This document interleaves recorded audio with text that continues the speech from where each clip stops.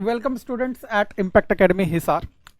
आज हम एक इम्पॉर्टेंट टॉपिक डिस्कस करेंगे। मेनली जो ये टॉपिक है, ये topic chapter number 8 class 11th से कुछ एडवांस जैसे हम मूव करेंगे। जैसे चैप्टर नंबर 8 में हमने सेल के रिगार्डिंग जो बेसिक डिटेल्स थी वो स्टडी की थी।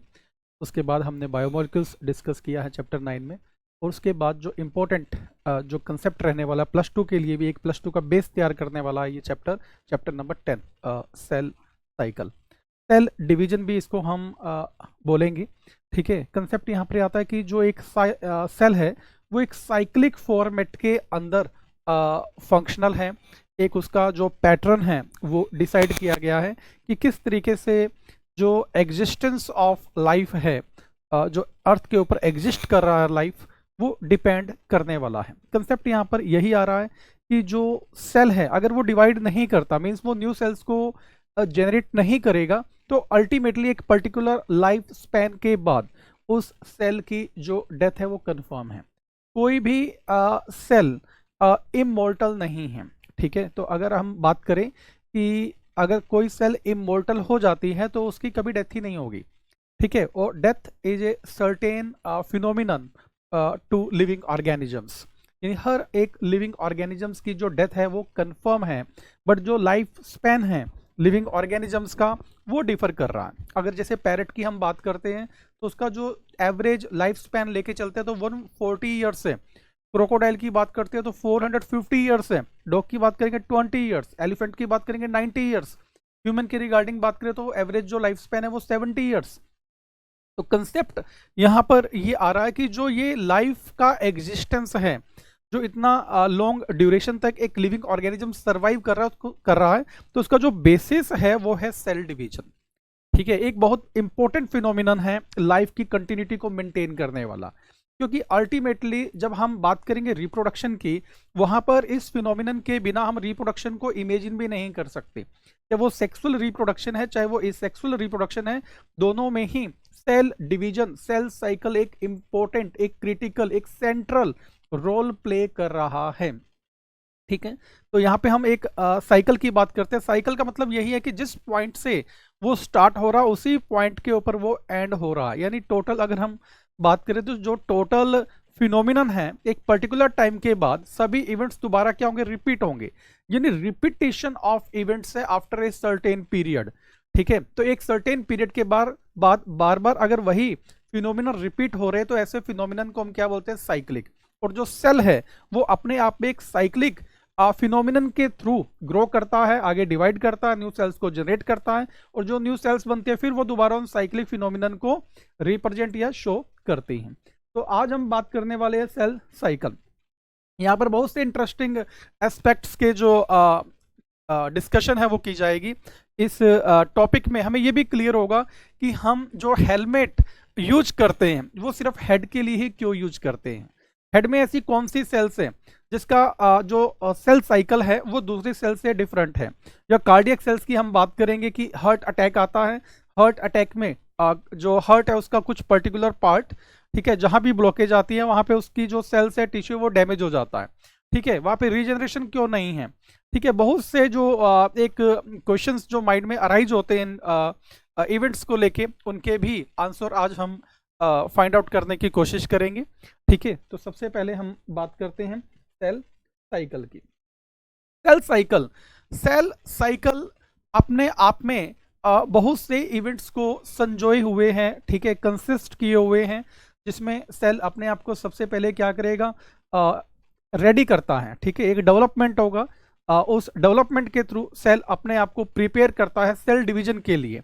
और सेल डिवीजन में भी 2 सीक्वेंस आपको देखने को मिलेगी, चाहे वो आपका माइटोसिस है चाहे वो म्योसिस है, जो आगे हम टाइप्स की बात करेंगे। तो पहला जो यहाँ पर रहने वाला है वो है कार्योकाइनेसिस। कार्योकाइनेसिस जो मेन प्रोसेस रहने वाली है। उसके बाद यहाँ पर आता है साइटोकाइनेसिस। देखो, कार्योकाइनेसिस और साइटोकाइनेसिस ये एक सीक्वेंस में है। साइटोकाइनेसिस पहले नहीं हो सकता, पहले क्या होगा, कार्योकाइनेसिस होगा, उसके बाद क्या होगा, साइटोकाइनेसिस होगा। जैसे नाम से ही यहाँ पर क्लियर है, कार्यो, जो ये कार्यो टर्म है, ये यहां पर किसको शो कर रहा है? न्यूक्लियस को। किसको शो कर रहा है? ये न्यूक्लियस को शो कर रहा है, ठीक है। और जो यहाँ साइटो, जो प्रीफिक्स यूज किया गया है यहां पर, ये साइटोप्लाज्म को रेफर कर रहा है, साइटोप्लाज्म, ठीक है। और जो काइनेसिस है, जो क्या है? काइनेसिस। काइनेसिस जो टर्म है यहां पर, वो यहां पे शो कर रहा है डिवीजन को या स्प्लिटिंग को या ब्रेकडाउन को। यानी सबसे पहले क्या होगा? Nuclear division. जो कार्योकाइनेसिस है उसको हम और क्या बोल सकते हैं यहाँ पे? Nuclear division. क्या बोल सकते हैं? न्यूक्लियर डिवीजन, न्यूक्लियर डिवीजन, ठीक है। और उसके बाद जो आएगा साइटोकाइनेसिस, इसको हम क्या बोलेंगे? साइटोप्लाज्म या सेल डिवीजन, साइटोप्लाज्म या सेल डिवीजन ऑफ साइटोप्लाज्म हम बोल पाएंगे इसको मेनली जो रहेगा, ठीक है। जनरली इसको सेल डिवीजन भी बोलते हैं, क्योंकि इसके बाद अल्टीमेटली जो सेल है वो टू में डिवाइड हो जाती है, ठीक है। तो ये दो एक इंपॉर्टेंट एस्पेक्ट रहने वाले हैं सेल साइकिल को लेके, सेल डिवीजन को लेके। कार्योकाइनेसिस एंड साइटोकाइनेसिस सीक्वेंस में है, पहले कार्योकाइनेसिस होगा और उसके बाद साइटोकाइनेसिस। यहां पर जो फर्स्ट इंपॉर्टेंट एस्पेक्ट आ रहा है कि cell division is very important process in all living organisms, ठीक है। ये सेंट्रल थीम है, ये मैंने आपको पहले भी अभी हमने डिस्कस किया कि लाइफ की कंटिन्यूटी जो है वो अल्टीमेटली सेल के डिवीजन के ऊपर डिपेंड करती है। जैसे अमीबा की हम बात करते हैं, ठीक है। अमीबा अपने आप में एक सिंगल यूकार्योटिक सेल है, ठीक है। अमीबा अपने आप में in itself is a unicellular eukaryotic organism, ठीक है। अब यूकार्योटिक ऑर्गेनिज्म भी बोल सकते हैं उसको हम, ठीक है। और एक सिंगल सेल भी बोल सकते हैं। अब उसकी जो कंटिन्यूटी है, उसका जो एग्जिस्टेंस है, वो उसके रिप्रोडक्शन पे डिपेंड करता है। और अमीबा में जो जनरल रिप्रोडक्शन है वो है फिजन, ठीक है। फिजन मीन्स जो बॉडी है, जो सेल है वो डिवाइड होगा, बाइनरी फिजन भी हो सकता है और मल्टीपल फिजन भी हमें कुछ ऑर्गेनिजम्स में देखने को मिलता है। तो कंसेप्ट यहां पर यह है कि जो सेल डिवीजन है वही अल्टीमेटली अमीबा की लाइफ की कंटिन्यूटी को मेंटेन कर रहा है। बैक्टीरिया में भी अगर हम बात करते हैं, वहां भी जो सेक्सुअल रिप्रोडक्शन है अल्टीमेटली वो सेल डिवीजन का ही फॉर्म है। कंसेप्ट यहां पर यह आ रहा है कि अमीबा जो है वो इमोर्टल हो जाता है, कि जो पेरेंट सेल है वो टू न्यू सेल्स में क्या हो रही है? डिवाइड हो रही है। यानी नेचुरल कंडीशंस में अमीबा की डेथ पॉसिबल नहीं है, ठीक है। ये सेंटेंस इंपॉर्टेंट है। नेचुरल कंडीशन में, जो लेबोरेटरी कंडीशन है, जो आर्टिफिशियल कंडीशन है, ठीक है, उनमें तो हम अमीबा को किल कर सकते हैं, ठीक है, कंडीशंस को ड्रास्टिकली चेंज करके। बट नेचुरल कंडीशंस में amoeba is a immortal organism, ठीक है। तो वो एक तरीके से अमर ऑर्गेनिज्म रहने वाला है, क्योंकि उसकी कभी भी डेथ नहीं होगी। तो यहाँ पर जो सेल डिवीजन है वो वेरी इंपॉर्टेंट प्रोसेस है ऑल लिविंग ऑर्गेनिजम्स। यहाँ भी आप वही कंसेप्ट लेके चलेंगे, ऑर्गेनिज्म बोल दिया, ऑल लिविंग ऑर्गेनिज्म, तो यहाँ पे हम स्पेसिफाई कर देंगे कि चाहे वो प्रोकार्योटिक है, यूकार्योटिक है, यूनिसेलुलर है, मल्टीसेलुलर, सभी इंक्लूड होंगे। सभी में सेल डिवीजन प्रेजेंट है, कोई भी सिंगल ऐसी सेल नहीं है जिसमें सेल डिवीजन नहीं होता, ठीक है। बट सेल डिवीजन कितने टाइम के बाद होगा ये वेरी कर रहा है, ठीक है। न्यूरॉन्स में आप देखेंगे तो यही जो गैप पीरियड आ रहा है डिवीजन टू सक्सेसिव डिवीजन्स के बीच में, ठीक है, मोर देन 100 ईयर्स आ रहा है। तभी हम जनरली बोलते हैं कि जो न्यूरॉन्स है वो रिजनरेट नहीं करते, कि न्यूरॉन्स एक बार डैमेज हुआ तो वहां पे परमानेंट डैमेज हो जाता है, ठीक है। जैसे हम पैरालिटिक पेशेंट में देखते हैं कि ब्रेन में अगर ब्रेन स्ट्रोक हुआ है या ब्रेन हेमरेज हुआ है, तो जो पार्ट वहां पे डैमेज हुआ वो एक तरीके से परमानेंट डैमेज हो जाता है, ठीक है। वहां पे वो सेल्स रीजनरेट नहीं करेंगे, क्योंकि रीजनरेशन के लिए जो टाइम पीरियड चाहिए वो कितना चाहिए? मिनिमम 100 ईयर्स, ठीक है। कार्डियक सेल्स में भी हम बोलते हैं कि कार्डियक सेल्स भी डिवाइड नहीं करती, वहां भी रीजनरेशन नहीं है, क्योंकि वहां भी टू सक्सेसिव सेल डिवीजन के बीच में जो टाइम गैप है वो मोर देन 100 ईयर्स के अप्रोक्स रहने वाला है, ठीक है। During the division of a cell, अब सेल डिवीजन में कौन कौन से फिनोमिनन होते हैं इसको हम समझेंगे।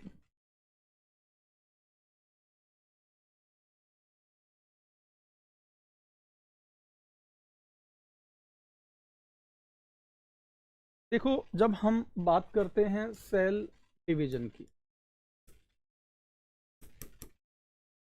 तो इसमें सबसे इम्पोर्टेंट जो फीचर रहने वाला है वो है कार्योकाइनेसिस, जो टिपिकल है कार्योकाइनेसिस।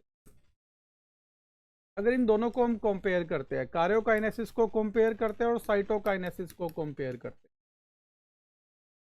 तो जो कार्योकाइनेसिस है, ठीक है, ये जो है मोर कॉम्प्लेक्स है, और जो साइटोकाइनेसिस है ये सिंपल है। ये रिलेटिव टर्म है। जब हम बात कर रहे हैं karyokinesis is more complex with respect to cytokinesis and cytokinesis is more simple with respect to and comparison to karyokinesis. ठीक है, तो कंसेप्ट ये है कि जो कार्योकाइनेसिस है यही इसका एक थीम रहने वाला है।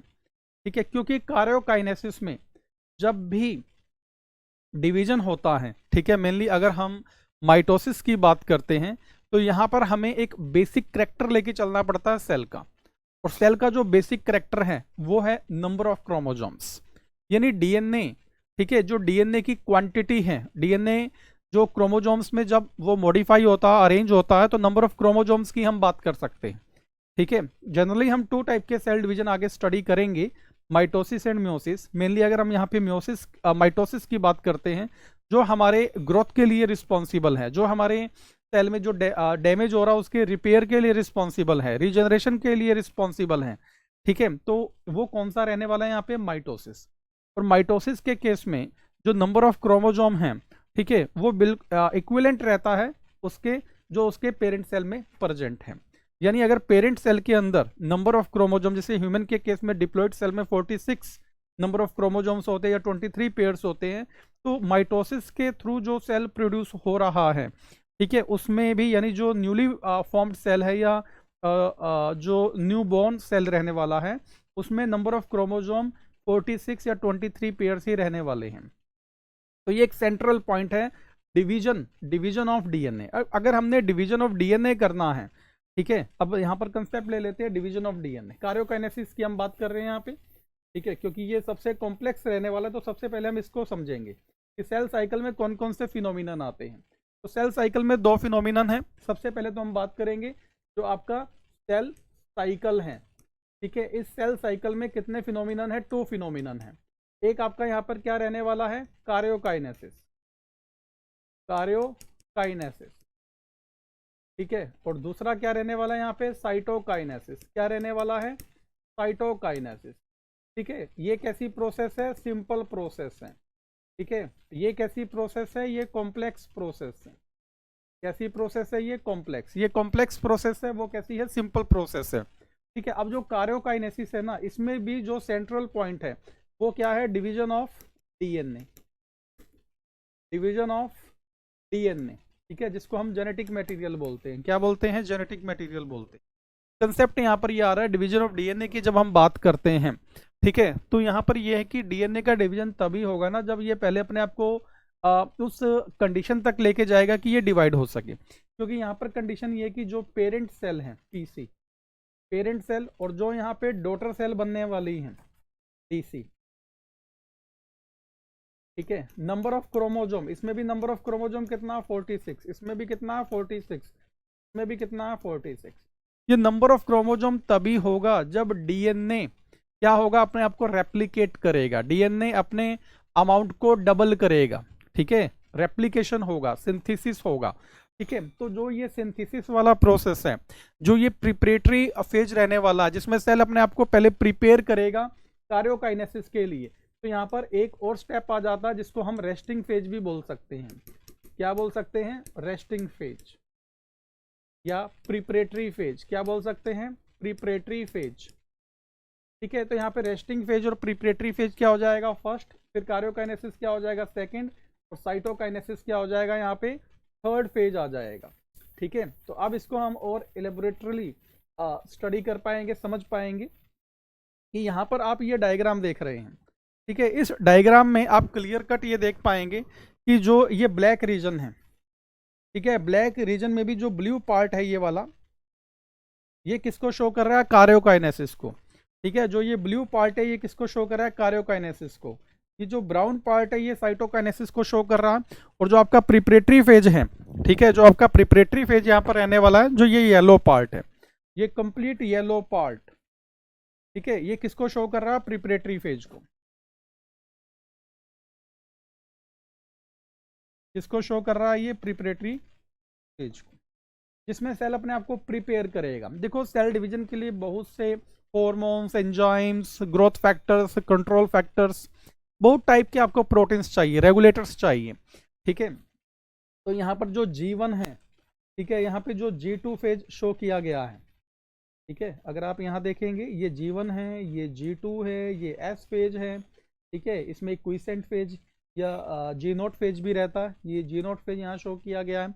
तो कंसेप्ट ये रह रहा है यहाँ पे कि जो ये G1, G2, S, G0 है, ये प्रिपरेटरी फेज के पार्ट है। इसमें जो रेगुलेटर्स है, रेगुलेटर्स मेनली जो सेल डिवीजन में, सेल साइकिल में आप देखेंगे वो जनरली प्रोटीन्स रहेंगे, यानी कुछ स्पेसिफिक प्रोटीन्स का जो कॉन्सेंट्रेशन है वो हाई जाएगा, यानी उन्हीं प्रोटीन्स का वहां पर क्या हो रहा है? ट्रांसलेशन हो रहा है, सिंथेसिस हो रहा है, ठीक है। और दूसरा यहाँ पर कंसेप्ट आ रहा है एस फेज। यहाँ पर बहुत बहुत इंपॉर्टेंट क्वेश्चन डेवलप हो रहा है एस फेज, यानी जो रेप्लिकेशन ऑफ डीएनए है। एस का मतलब यहाँ पर क्या है? सिंथेसिस। एस का मतलब क्या है? सिंथेसिस। कई बार ये नीट में भी क्वेश्चन रिपीट हुआ है कि जो रेप्लिकेशन या सिंथेसिस, सिंथेसिस का मतलब यहां पर क्या है? रेप्लिकेशन, सिंथेसिस और रेप्लिकेशन ऑफ डीएनए। डीएनए का जो सिंथेसिस या रेप्लिकेशन है, डीएनए का सिंथेसिस और रेप्लिकेशन जो है, ठीक है, वो मेनली कहाँ होता है? एस फेज में होता है। किस फेज में होगा? एस फेज में होगा डीएनए का सिंथेसिस और रेप्लिकेशन। यानी डीएनए यहां पर अपनी अमाउंट डबल कर लेता है, ये आपको याद रखना है, ठीक है। क्या याद रखना है आपको? सिंथेसिस फेज में, यानी एस फेज में, एस फेज में डीएनए का जो अमाउंट होगा, डीएनए का जो अमाउंट होगा वो क्या हो जाएगा? डबल। डीएनए का अमाउंट क्या हो जाएगा भाई? डबल हो जाएगा, ठीक है। बट डीएनए का जो नंबर है, डीएनए नंबर मतलब क्या है? Number of chromosome, number of chromosome, ये डबल नहीं होगा, ठीक है, ये डबल नहीं होगा, ठीक है। नंबर ऑफ क्रोमोसोम कितना रहने वाला है? 46, 46 ही रहेगा। यहाँ पे नंबर डबल नहीं हो रहा है, यहाँ पे डबल क्या हो रहा है? अमाउंट। अमाउंट डबल होगा, नंबर डबल नहीं होगा, ये याद रखना है, ठीक है। उसके बाद G2 फेज आता है यहाँ पे, इसमें भी कुछ रेगुलेटर्स का फॉर्मेशन होगा, ठीक है। उसके बाद जो सेल है वो कहाँ एंटर कर जाता है? यहाँ पे कार्योकाइनेसिस में। तो ये जो सेल साइकिल है किस पॉइंट से स्टार्ट हो रहा है, हम यहाँ पर ये देखेंगे ये किस पॉइंट से स्टार्ट होता है। जैसे साइटोकाइनेसिस कंप्लीट होता है तो ये किस में जाता है? G0 में, ठीक है। हम इवेंट्स की बात कर लेते हैं, सेल साइकिल में कौन कौन से इवेंट्स हैं। अब यहाँ पर ये कंसेप्ट आता है कि जो सेल साइकिल है इसका पहला इवेंट क्या रहने वाला? जब एक सेल 2 सेल में डिवाइड होती है। मान लो ये हमारे पास क्या है? Parent cell. ये यहां पर क्या बन जाता है? डॉटर सेल, ठीक है। पेरेंट सेल डिवाइड होती है 2 डॉटर सेल में। अब डॉटर सेल जब पहली फेज में एंटर करता है उसको हम क्या बोलते हैं? G0 phase. G0 phase. अब G0 फेज का जो टाइम ड्यूरेशन है वो बहुत इंपॉर्टेंट रोल प्ले करता है, ठीक है। अब इसको हम क्विसेंट, इनएक्टिव स्टेट भी बोलते हैं, ठीक है। इसको हम क्विसेंट या इनएक्टिव स्टेट भी बोलते हैं। G0 को क्या बोलते हैं? Inactive state. यानी इसमें जो सेल है वो G1 में, S में, G2 में नहीं जाने वाला, वहां पे रेप्लिकेशन देखने को नहीं मिलेगा, वहां पे ग्रोथ रेगुलेटर्स का फॉर्मेशन नहीं मिलेगा आपको, ठीक है, क्योंकि वो डिफरेंशिएट हो चुका है, ठीक है। और डिफरेंशिएटेड सेल आगे जो डिवीजन है वो नहीं कर पाएगी। तो कंसेप्ट यहाँ पर ये आ रहा है, G0 के बाद जो रहने वाला है, ठीक है, वो आपका यहाँ पर रहेगा G1। इसमें रेगुलेटर्स का सिंथेसिस होगा, इसमें जो प्रोटीन्स, रेगुलेटर्स, जो प्रीकर्सर्स है, ठीक है, वो जो फॉर्म होंगे उनका अल्टीमेटली यूज कहाँ हो रहा है? सिंथेसिस ऑफ डीएनए में, जिसको हमने रेप्लिकेशन बोला है। इसलिए G1 के बाद कौन सी फेज आ रही है? S। और जब रेप्लिकेशन हो जाएगा उसके बाद कौन सी स्टेज आएगी, G2। इसमें जो रेगुलेटर्स बनेंगे, ठीक है, वो किसमें रोल प्ले करेंगे, M फेज में, ठीक है। M के अंदर ही कार्योकाइनेसिस प्लस में साइटोकाइनेसिस है, और उसके बाद जो सेल है दोबारा कहाँ एंटर कर सकता है, G0 में, या वो फिर क्या हो जाएगा, डिफरेंशिएटेड हो जाएगा। अगर G, ठीक है, तो यहाँ पे एक ऑप्शन आ जाता है G0 में, अगर परमानेंटली वो एंटर कर चुका है तो वो फुली क्या हो चुका है, डिफरेंशिएट हो चुका है। अब वो आगे डिवाइड नहीं करेगा। अगर यहाँ पे टाइम पीरियड कम है G0 का, ठीक है, मान लो यहाँ पे 1 आवर है, हाफ आवर है, तो अल्टीमेटली उसके बाद ये दोबारा का एंटर कर जाता है G1 के अंदर। तो ये जितने भी इवेंट्स हैं, ये सभी इवेंट्स कलेक्टिवली कंबाइन होके क्या बनाते हैं, एक सेल साइकिल बनाते हैं, और बार बार G0 के बाद ये सब इवेंट्स क्या होते हैं, रिपीट होते हैं, ठीक है। रिपीटिशन ऑफ इवेंट्स है साइक्लिक फिनोमिनन, ठीक है। किसी भी साइक्लिक फिनोमिनन को जब आप स्टडी करेंगे तो वहां पे रिपीटिशन ऑफ फिनोमिनन आपको देखने को मिलेगा। तो यहां पर हम बात कर सकते हैं during the division of a cell. सबसे पहला यहां पर क्या कंसेप्ट लिया गया, डीएनए रेप्लिकेशन है, ठीक है, और cell growth also take place, ठीक है। All these processes, that is cell division, DNA replication and cell growth hence have to take place in a coordinated way to ensure correct division and formation of progeny cells forming containing intact genomes। ये बहुत important है। Intact genomes का मतलब है ये ploidy change नहीं होनी चाहिए, प्लॉइडी चेंज नहीं होनी चाहिए। जो पेरेंट सेल है, ठीक है, उसी जैसे पेरेंट सेल में 46 क्रोमोजोम है, इंटैक्ट जीनोम है, डीएनए है, जेनेटिक मटेरियल है, वैसा ही आपको जेनेटिक मटेरियल और डीएनए जो ऑफस्प्रिंग सेल है या डॉटर सेल है उसमें आपको देखने को मिलेगा। कब मिलेगा, जब ये कोऑर्डिनेटेड रहेगा। जब ये कैसा रहेगा, कोऑर्डिनेटेड वे में ये सारे फिनोमिनन हो रहे हैं। जैसे एक एपिथेलियल सेल का एग्जांपल लेते हैं हम। एपिथेलियल सेल में जो सेल साइकिल का टाइम पीरियड है वो 24 आवर्स है। कितना है, 24 आवर्स। ये देखिए आप, यहां पर हम आरबीसी का एग्जांपल ले तो आरबीसी का जो लाइफ स्पैन है, आरबीसी का जो लाइफ स्पैन है वो यहाँ पर कितना रहने वाला है, 120 डेज। कितना रहने वाला है, 120 डेज रहने वाला, यानी 120 डेज के बाद न्यू सेल्स क्या होंगी, इसमें ऐड हो जाएंगी, ठीक है। इसकी डेथ हो जाएगी, न्यू सेल्स और ऐड होती चली जाएंगी इसमें। एपिथेलियल सेल्स की अगर हम बात करते हैं, किसकी बात करते हैं, एपिथेलियल सेल की अगर हम बात करते हैं तो इसका जो सेल साइकिल है वो 24 आवर्स में कंप्लीट हो जाता है। कितने आवर्स में, 24 आवर्स। यानी 24 आवर्स के बाद एक न्यू सेल डेवलप हो जाएगी। यानी सेल साइकिल क्या होता है, कंप्लीट। एक न्यू सेल्स जो डेवलप हुई है वो आगे 2 में क्या होगा, डिवाइड होगा, फिर वो 24 आवर्स में दोबारा क्या करेगा, डिवीजन, उसका डिवीजन होगा। ये तभी होगा जब क्या होगा, ये कोऑर्डिनेटेड वे में होगा। कैंसर के केस में कोऑर्डिनेशन खत्म हो जाता है, ठीक है। कैंसरस सेल्स के केस में जो ये कोऑर्डिनेटेड इवेंट्स हैं ये कोऑर्डिनेटेड नहीं होते, ये नॉन कोऑर्डिनेटेड हो जाते हैं। इसलिए वहां पे जो डिवीजन है वो नॉर्मल टाइम स्पेन से क्या होता है, फास्ट हो जाता है। इसलिए वहां पे नंबर ऑफ सेल्स तो आपको बहुत ज्यादा देखने को मिलेगा, बट जो सेल ग्रोथ है वो नॉर्मल सेल के कंपैरिजन में क्या होगा, रिड्यूस्ड होगा, ठीक है। इसलिए वहां पे नंबर ऑफ सेल्स इंक्रीज होने की वजह से ट्यूमर फॉर्म होता है। तो वहां पे कोऑर्डिनेशन खत्म हो जाता है कैंसर के केस में। The sequence of events by which a cell duplicates, जब एक सेल एक पर्टिकुलर इवेंट्स के बाद डुप्लीकेट करता है अपने जीनोम को, synthesizes the other constituents of the cell and eventually divides into 2 daughter cell, उसको हम क्या बोलते हैं, cell cycle. Although cell growth in terms of cytoplasmic increase, ठीक है। अब यहाँ पर जो ये टर्म यूज किया जा रहा है सेल ग्रोथ, सेल ग्रोथ की जब हम बात करते हैं, देखो ग्रोथ हम नंबर की टर्म में भी देख सकते हैं। अगर सेल डिवाइड हो रहा है, ठीक है, उसका नंबर इंक्रीज हो रहा है तो वो भी क्या है, सेल ग्रोथ है। अगर सिंगल सेल का वॉल्यूम इंक्रीज हो रहा है तो वो भी क्या है, सेल ग्रोथ है। तो cell growth in terms of cytoplasmic increase is a continuous process. ये कॉन्टिन्यूस प्रोसेस है। अगर हम किसकी बात करें, वॉल्यूम, साइटोप्लाज्मिक वॉल्यूम की। DNA synthesis occurs only during one specific stage in the cell cycle, और वो स्पेसिफिक स्टेज कौन सी है यहाँ पे, S phase. The replicated chromosomes are then distributed to daughter nuclei by a complex series of events during cell division. These events are themselves under genetic control, ठीक है। जो कार्सिनोजेनिक सब्सटेंस है वो इस जेनेटिक कंट्रोल को ही क्या करते हैं, डिस्टर्ब करते हैं, ट्रांसक्रिप्शन को ही क्या करते हैं, डिस्टर्ब करते हैं। जब हमने बात की थी यहाँ पे G1 और G2 फेज की, उसमें हमने बात की थी कि जो G1 और G2 फेज है उसमें रेगुलेटर्स सिंथेसाइज हो रहे हैं, और जो रेगुलेटर्स हैं, ठीक है, ये अल्टीमेटली क्या, प्रोटीन्स किससे फॉर्म हो रहा है, ट्रांसलेशन से। ट्रांसलेशन कब होगी, जब ट्रांसक्रिप्शन होगा, और ट्रांसक्रिप्शन अपने आप में एक्सप्रेशन है जीन का, ठीक है। जो कार्सिनोजन है वो इन रेगुलेटर्स के प्रोडक्शन को क्या करते हैं, डिस्टर्ब कर देते हैं, तो अल्टीमेटली जो सेल डिवीजन है वो क्या हो जाता है, फास्ट हो जाता है। तो यहाँ पर हमने देखा कि जो सेल साइकिल है, एक ये कोऑर्डिनेटेड रेगुलेटेड वे में जो स्पेसिफिक इवेंट्स हैं उसकी एक सीक्वेंस है, ठीक है, और हर एक सीक्वेंस के बाद न्यू सेल्स का फॉर्मेशन हो रहा है।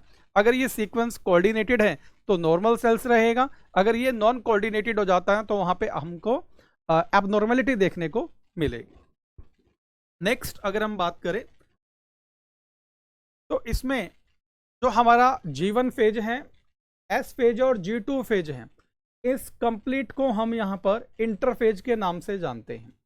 इसके नाम से जानते हैं इंटरफेज, यानी सेल साइकिल को आपने 2 पार्ट्स में डिवाइड कर दिया है। एक आपका यहाँ पर क्या रहने वाला है, इंटरफेज रहने वाला है, ये है सारा इंटरफेज, और दूसरा आपका क्या है यहाँ पे, एम फेज। जो एम फेज है, ठीक है, इसमें 2 पार्ट्स आपको देखने को मिलेंगे। एक आपका यहाँ पर रहेगा कार्योकाइनेसिस, दूसरा आपका यहाँ पर रहेगा साइटोकाइनेसिस। इन दोनों को कलेक्टिवली हम क्या बोलते हैं, एम फेज। और जो इंटरफेज है इसमें आपका G0, G1 और S फेज प्लस में G2 फेज, ये आपको यहां पर देखने को मिलेगा। इनको कलेक्टिवली हम क्या बोलते हैं, इंटरफेज। जब हमने बात की थी एपिथेलियल सेल की, तो एपिथेलियल सेल का जो सेल साइकिल का स्पैन है, ठीक है, ड्यूरेशन है, वो 24 आवर्स है, और 24 आवर्स में जो 23 आवर्स है वो कहाँ कंज्यूम हो रहे हैं, इंटरफेज में। ओनली 1 आवर कहाँ कंज्यूम हो रहा है, एम फेज में। यानी हम बात कर सकते हैं कि जो आपका एपिथेलियल सेल है उसमें जो मैक्सिमम कंजम्पशन ऑफ टाइम है वो कहाँ यूज हो रहा है, इंटरफेज में, और जो मिनिमम टाइम है 1 आवर वो कहाँ यूज हो रहा है, एम फेज में। यानी M phase is more speedier और fast in comparison to interphase. A typical eukaryotic cell cycle is illustrated by human cells in culture. These cells divide once in approximately 24 hours. ठीक है, तो यहाँ पे epithelial की हम बात कर रहे हैं। However, this duration of cell cycle can vary from organism to organism. Yes, जो सेल साइकिल का ड्यूरेशन है वो ऑर्गेनिज्म टू ऑर्गेनिज्म तो वेरी करेगा ही, ठीक है। Cell type to cell type भी क्या करता है, वेरी करता है, ठीक है। नेक्स्ट अगर हम बात करते हैं also from cell type to cell type भी, यानी ऑर्गेनिज्म टू ऑर्गेनिज्म भी वेरी कर रहा है, और cell type to cell type, यानी within same organism, within same animal, ठीक है, जो 2 डिफरेंट टाइप की सेल्स होंगी उनका जो सेल साइकिल का स्पैन होगा वो क्या होगा, एक दूसरे से अलग होगा, भिन्न होगा, ठीक है। जैसे यीस्ट की अगर हम बात करें, can progress through the cell cycle is only about 90 minutes, ठीक है, 1.5 आवर।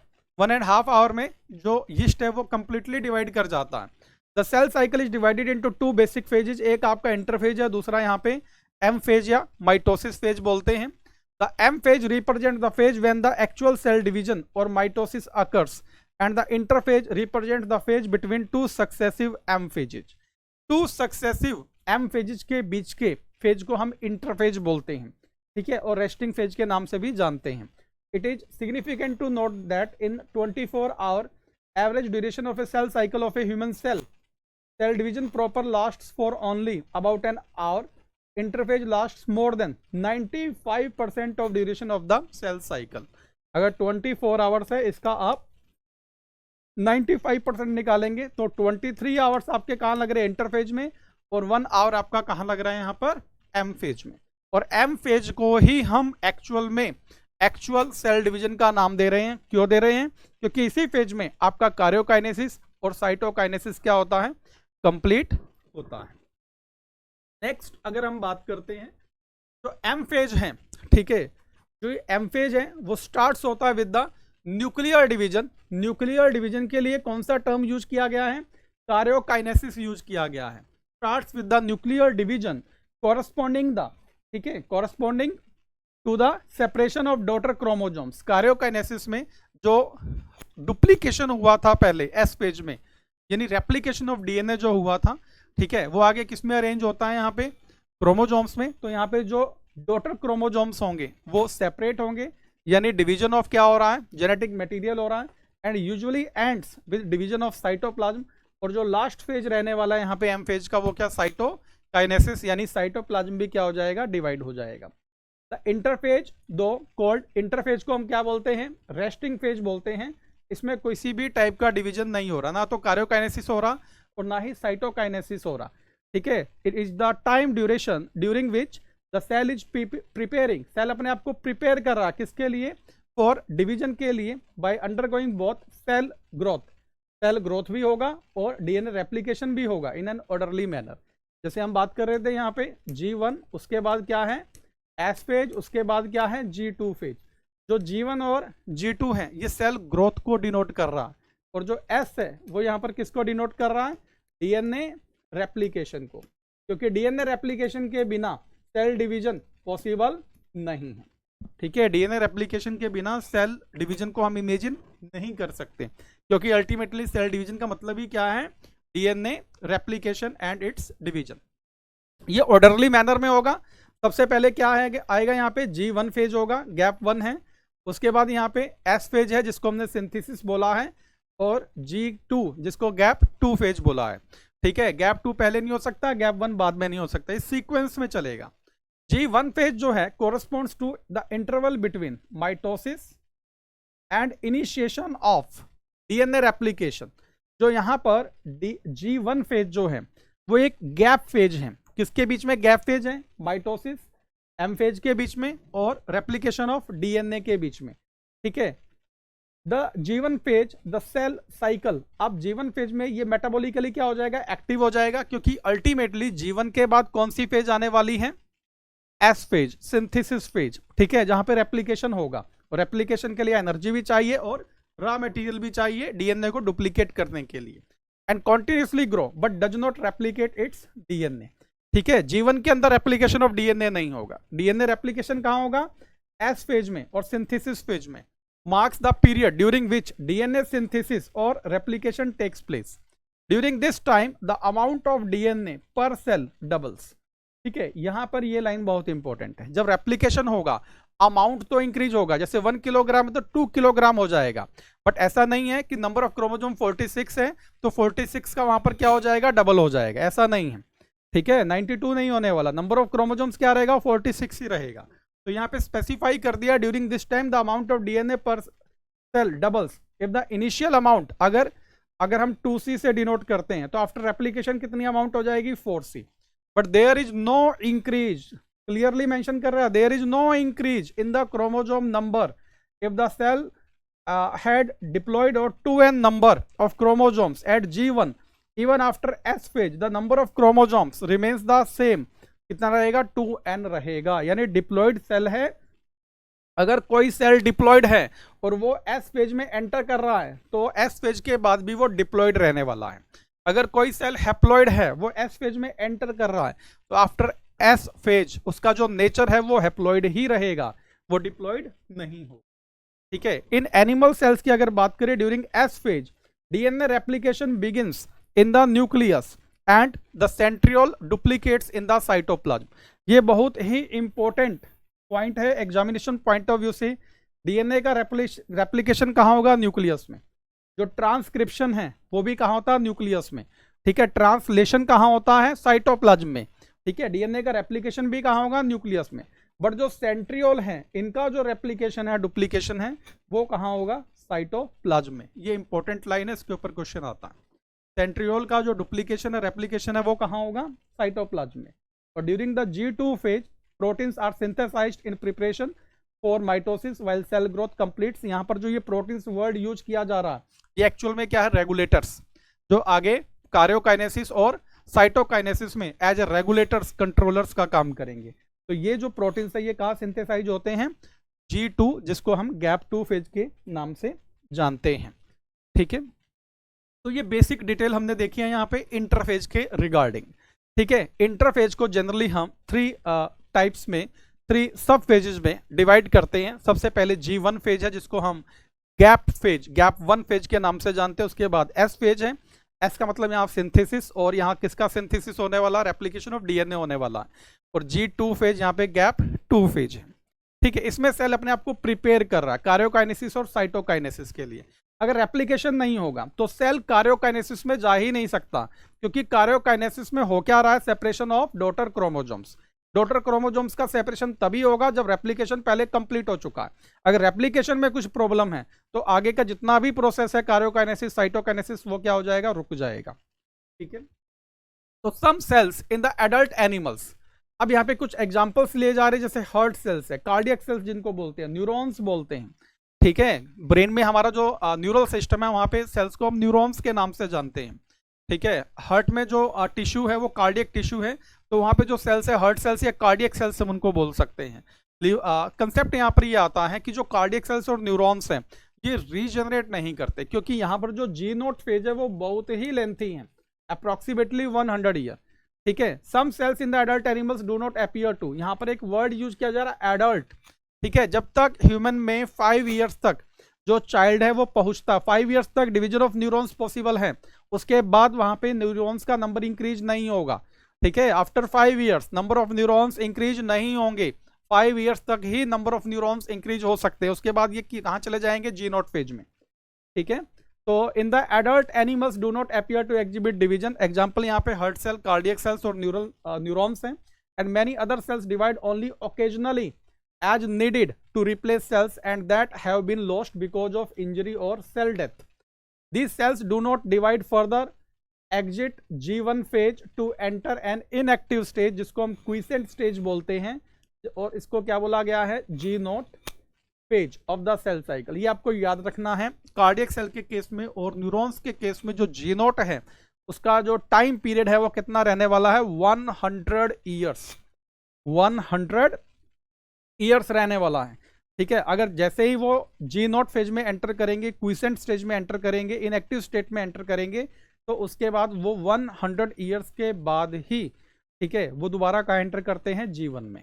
ठीक है, तो इनमें हम रीजनरेशन नहीं देख सकते। Cells in this stage remain metabolically active, cells metabolically active होगा, मेटाबॉलिकली एक्टिव होने का मतलब वो लिविंग कंडीशन में रहेगा, नॉन लिविंग नहीं होगा, मेटाबॉलिकली एक्टिव है बट नो लॉन्गर प्रोलिफरेशन, वो अपना नंबर इंक्रीज नहीं करेगा unless called on to do तो depending on the requirement of the organism. ठीक है, अगर कोई न्यूरॉन्स, कोई कार्डियक सेल्स डैमेज होता है, जब उसके पास सिग्नल जाएंगे डिवीजन होने के, तो उस डिवीजन में भी जो प्रोसेस है वो टाइम कंज्यूमिंग है। ठीक है, इसलिए वहां पे रीजनरेशन नहीं है, रीजनरेशन नहीं है तो उन केसेज में रिकवरी भी पॉसिबल नहीं है। ठीक है, जो 100% रिकवरी जिसको हम बोलते हैं वो हमें देखने को जनरली नहीं मिलती इन एनिमल्स। बट वहां पर एक कंसेप्ट आता है न्यूरोप्लास्टिसिटी, वो अलग कंसेप्ट है, यहाँ हम डिस्कस नहीं करेंगे। कुछ रिकवरी जो हो रही है वो न्यूरोप्लास्टिसिटी की वजह से होती है, जो उस डैमेज्ड पार्ट के सराउंडिंग में जो टिश्यू प्रेजेंट होता है, ठीक है, वो उस डैमेज टिश्यू का फंक्शन लेने की कोशिश करते हैं, इस वजह से कुछ रिकवरी हमें देखने को मिलती है।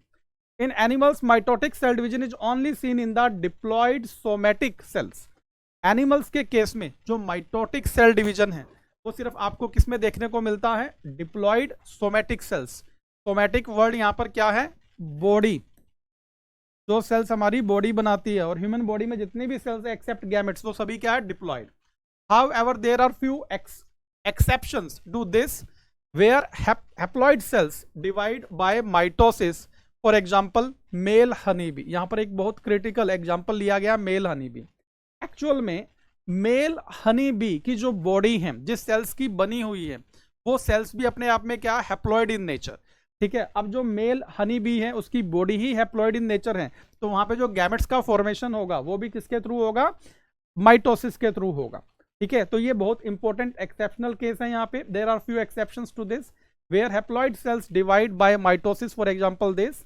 Against this the plants can show mitotic divisions. Plants के केस में, अगर हम ह्यूमन की बात करते हैं तो ह्यूमन के केस में मेनली जो डिप्लॉइड सेल है वो कौन सा डिवीजन शो कर रही है, माइटोसिस। ठीक है, और honey bee, male honey bee की अगर बात करते हैं, यहाँ पे जेंडर स्पेसिफाई किया गया मेल हनी बी, तो इस केस में जो यहाँ पे हैप्लॉइड सेल है वो भी किसके थ्रू डिवाइड कर रहा है, माइटोसिस के थ्रू। प्लांट्स के केस में आपको दोनों सेल्स, चाहे वो हैप्लॉइड सेल है चाहे वो डिप्लॉइड सेल है, दोनों सेल्स यहाँ पे माइटोटिक डिवीजन में जाते दिखेंगे आपको। फ्रॉम तो यहाँ पे कंसेप्ट ये क्लियर हो जाता है कि प्लांट्स के केस में चाहे वो हैप्लॉइड सेल है, डिप्लॉइड सेल है, दोनों ही माइटोसिस को शो कर सकते हैं। ठीक है, मेल हनी बी के केस में जो हैप्लॉइड सेल है वो माइटोसिस को शो करता है। ठीक है, और ह्यूमन के केस में जो सोमैटिक सेल्स है जो मेनली डिप्लॉइड रहता है वो माइटोसिस को शो करता है। तो इसके साथ ही जो यहाँ बेसिक हमने अभी डिटेल्स की है सेल साइकिल की, सेल डिवीजन की, ठीक है, वो यहाँ पर कंप्लीट हो जाती है। तो कंसेप्ट ये है कि आज हमने जो सेल साइकिल कंप्लीट किया है उसमें जो बेसिक इवेंट्स रहने वाले हैं वो G0 है, G1 है, S फेज है, G2 फेज है, M फेज है। M फेज में आगे 2 टाइप्स आती है, कार्योकाइनेसिस और साइटोकाइनेसिस। ठीक है, तो ये कोऑर्डिनेटेड जो बेसिक कंसेप्ट है, जो सबसे इंपॉर्टेंट रहने वाला वो ये सभी इवेंट्स क्या कोऑर्डिनेटेड है, कोऑर्डिनेटेड है, टाइम बाउंड है। ठीक है, तभी तक नॉर्मल ग्रोथ हमें देखने को मिलेगी, और जैसे ही इनका कोऑर्डिनेशन डिस्ट्रॉय होगा तो अल्टीमेटली वहां पर जो नॉर्मल ग्रोथ है वो एबनॉर्मल फॉर्म में होना स्टार्ट हो जाता है। ठीक है, तो इनका कोऑर्डिनेटेड फॉर्म में होना बहुत जरूरी है।